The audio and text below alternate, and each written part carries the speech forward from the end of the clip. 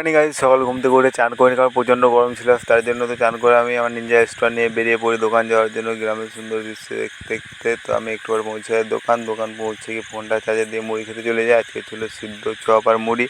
সেটা খাওয়ার পর আমি আমার নিনজা স্টোর নিয়ে দুপুরবেলাতে বেরিয়ে পড়ি বাড়ি আসার জন্য। প্রচণ্ড রোদ ছিল, আজকে বাড়ি এসে চান করে রেডি হয়ে ভাত খেয়ে নিই। আজকে ছিল আলু সিদ্ধ, ডাল, করলা ভাজা।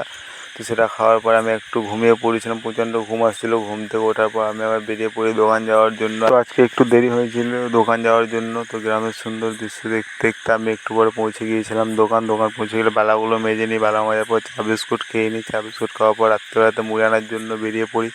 তো একটু পর মুড়ি নিয়ে চলে এসেছি, আজকে ছিল পেঁয়াজি মুড়ি। তো খাওয়ার পরে এখানে জামাই কানেরগুলো পেরে দিচ্ছিলো আর আমি এখানে বসে বসে লাগাচ্ছিলাম। বাইরে বৃষ্টি পড়ছিল, তার জন্য স্ট্যান্ড তুলে নিয়েছিলাম। একটা মাত্রায় ছবি নিয়ে চলে এসেছিলাম আজকে। তো দেখতে পাচ্ছি ছবিটা কেমন সুন্দর। তো আনবক্সিং ভিডিও দেখাতে পারিনি কারণ কারেন্ট ছিল না, তার জন্য তো বাইরে একটু বসছিলাম, বৃষ্টি চলে এসেছিলো, তাই রুমে চললাম।